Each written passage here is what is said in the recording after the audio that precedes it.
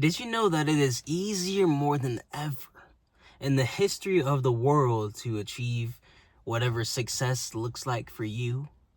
Whatever your assignment is, whatever your purpose is. Most people don't want to be obedient to the one true source. Most people don't want to do the uncomfortable things. Most people don't want to follow the path of difficulty at first in order to earn that ease that they seek now. Now, it has nothing to do with comparing yourself to other people. It's got nothing to do with that. We're not trying to lose our joy or extract the joy from beating other people. It's not about that. But the thing is, whenever we actually obey God, when we actually trust, when we have faith, when we have that perseverance that I talked about in the last video, when we actually have the tenacity, the grit, it's just a byproduct. Just beating everyone. It's a byproduct. Because the statistics show, in whatever it is you want to achieve, whatever it is you're called to do, that most people don't do it consistently. That's the one thing that's most challenging for most of us today, is to remain consistent. At least with the right things. We can consistently hop on our phones and scroll for hours. We can consistently skip on the workout or sleep in and not get up early like we said we would. It's easy. It's easy to be consistent and not keeping your word. But to do the hard thing, like the opposite of everything that I just named, very few are consistent doing that. Very small percentage of people actually go out and do that thing that you should do, but you don't want to. Remember that most people don't want to either. And that's why it's easy to beat them. Again, it has nothing to do with beating people, but it just happens to be something you end up doing by default. Just by listening to that still small voice inside of you that tells you to take the hard road. To get off the easy route. To get off the 4-lane highway that I hear David Goggins says. But the thing is, though, you have to be mentally prepared for what's on that other road that so few people walk. You have to understand that it's not going to be a whole lot of space where there's going to be a lot of people that can just drive this way and that way, where there's going to be a lot of signs that's telling you exactly where to go. And, hey, look, there's a rest stop. Oh, you're hungry? Here's a food stop. Oh, you must need some of this. We got it over here. There's not going to be that. We can't expect for it to just all of a sudden get easier because we decided to do the thing that we've been avoiding. We have to be mentally prepared for the trials. We have to be mentally prepared for the different kinds of furnaces that we have to go through, the things that are going to forge us. In order to get an immaculate sword, in order to get the kind of katana that everybody will love to have, it has to be in the fire. It has to get beaten and beaten and beaten until all of the blemishes are gone, till all of the impurities are gone, until it has that sleek, smooth design where it feels like it can cut through anything. We can't expect to be that katana if we don't go through what the katana went through. Otherwise, we'll be easily broken. Otherwise, we'll be easily crushed. But you know what? It may be easy to beat everyone, but it's also easy to be like everyone. It's the easiest it's ever been to be a comfortable and complacent person, especially when everyone else around is doing it. It's easy, especially if you don't have full, complete control over the environment, the people that are around you, and they have the bad habits that you actually are trying to break. It's easy to just follow along. It's easy for those bad habits to penetrate your inner being and influence the way that you operate. But, there's always dark that comes with the light. Yes, it's easier more than ever to succeed in whatever it is you want to do, but it's also the easiest it's ever been to do the opposite. So it's up to us to choose daily. What do we want to do? Are we going to take the easy way, or are we going to take the more challenging way, but the more rewarding way? Are you going to reward yourself today, or are you going to put that feeling off for a little bit, endure the suck, endure the pain, endure the struggle, and look forward to a greater, a better, more fulfilling gift that comes to you after you go through the furnace, after you go through the fire? If you put off that pleasure for today, that scrolling for a few more minutes, a couple more hours, that skipping the workout, the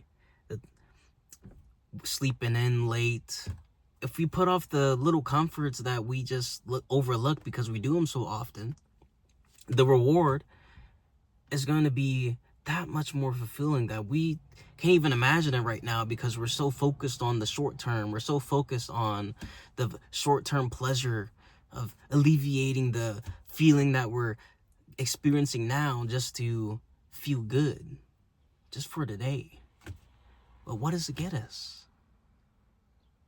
See, the thing is, whenever you walk the straight and narrow way, whenever you actually start working to do better instead of doing what everyone else is doing, living the complacent, comfortable life, you're probably not going to, no, not probably, you're not going to see the results that you think you're going to see, especially in the beginning.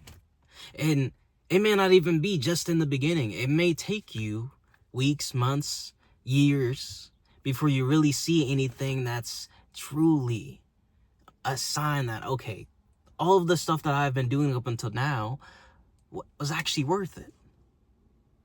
You're not ever really going to see the fruit from doing the hard, difficult thing that's actually ultimately more valuable. You're not going to see that stuff in the beginning.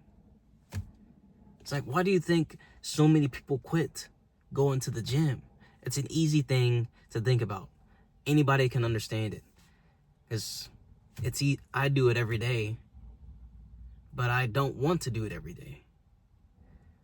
But if I didn't have a deeper purpose, a deeper reason to actually do it, beyond the physical results that don't show up until months and years later, then I would quit. I wouldn't have kept going because it sucks. It's uncomfortable. It's painful. I don't like it. I used to like it. Every now and then you get, hey, I'm ready to go. Like, hit the gym. Let's do it. Nah, it's very rare that it happens that way. But if we can shift the mindset, shift the perspective, stop looking at the now, and start thinking about, one, what you're building in yourself as you continue to attack the hard things, and also, two, thinking about what's going to happen if I stay on this path. There's clear evidence for whatever it is we want to do, because most of the time, there's people that's already done it. And even if you have that desire to do the thing that seems impossible, because most things were believed to be impossible before they were proved to not be impossible, like the cell phone that you're probably watching this on, or the TV, by the way, or the laptop. All of that seemed impossible at first. All of it. But whenever you begin to actually shift the mindset and think about, even if I don't achieve whatever this impossible thing is, it's fine. Because what am I growing in myself as I pursue this impossible thing? Well, I'm going to see growth beyond what people thought was possible, because they didn't want to attack the impossible thing. Not everything is about the kind of results that you're seeing on the outside. The gym, I always say, it's not just about building physical strength. When you go into the gym and you push through those difficult times, you're building mental strength and you're building spiritual strength. Those are two other key areas. You're building every dimension of yourself. If we have the mind, the body, and the spirit, then the gym is the perfect place to go into to overcome ourselves, to expand our roots, so that we actually can take the kind of foundation we're building from the gym and apply it to other aspects of life and be able to win and be able to stay the course and be able to actually be that gritty person because you fought through those difficult reps. You continue to push yourself when you're doing some cardio, some of that conditioning that you really didn't want to do. Every time you do the thing that you don't want to do, that you know you should do, you actually build some mental toughness. You build some calluses on your mind, as, again, another David Goggins reference. Every time you push through those moments that are the most uncomfortable, where you would rather do the complete opposite of that thing, where you'd rather just stay comfortable, you're building something in you that you can't see, not in the moment. It doesn't feel worth it. It just feels like it sucks, because it does. But trust me when I say, I'd only speak to you about personal experience. I'm not going to hop on here and say things that I haven't already experienced myself.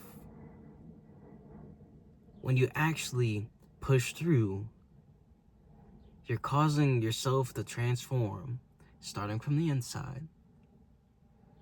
You want to start on the inside anyways, because if you change the outside and the inside remains the same, then the outside is eventually going to reflect again what the inside says. The outside surface level changes don't last. They don't stick. That's why the people who try the new habits, they stick to them for a while, but they end up falling back to what they used to do because they didn't change what was on the inside. They didn't shift the identity, the very core of their being. So I challenge you to you don't even have to just shift your lifestyle to do nothing but uncomfortable things and never enjoy anything. Maybe just take, if there's 24 hours in a day, maybe just take 10, 20, 30, an hour. Just out of your time. Just out of 24, 10 minutes, 20 minutes, 30 minutes, maybe an hour to just get uncomfortable. You know what? Maybe it doesn't even have to be that long. Because even the smallest bits of discomfort that you push through, that you've forced yourself to endure, has a dramatic effect over time as it compounds. So maybe whenever those times come up when you're like, I really don't want to put away these dishes right now. I'd rather not take off the trash. I can just do it tomorrow. If you recognize those moments and you just put away the dishes anyways, or you take out the trash despite you not wanting to do it in that very moment, then you're going to grow without you even realizing it. Because enough times are you doing that, those just stacks up. Just like how I mentioned compounding earlier, it all compounds, good or bad.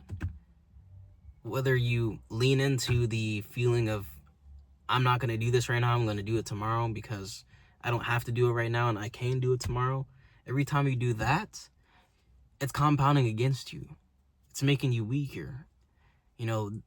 The soft, comfortable part of you is gaining the strength and taking more control over the wheel, over the command. But the same is true for the opposite. So I challenge you to find those little moments. Live with that awareness. Notice the feeling and just do the small things, even if you don't want to do them in that moment. Because you're building something in you that you don't even realize today. But if you continue to do it over time, you're going to look back and not even recognize who you once were. So, if you made it this far, I think this is the longest video yet. I appreciate you. You're a legend. Shout out to you. And I'm not going to stop this. I've decided this is what we do now. We just get on here and record some longer videos, and we're shifting the focus away from all the short forms. Just let's do the long ones. So if you made it this far, again, I appreciate you. And if you're hanging out with me for this long, hey, you might as well subscribe and join the party. Because I imagine if you've gotten this far, you're probably on the track. You're probably on that straight and narrow way. You want to be better than you are today, better than you've been. So let's walk that path together. Because we got the same kind of mind. We obviously connect, because otherwise, why would you be here right now? Anyways, before I continue talking for another 5 minutes, let me cut this short. Again, I appreciate you. I'll see you in the next video. Adios for now.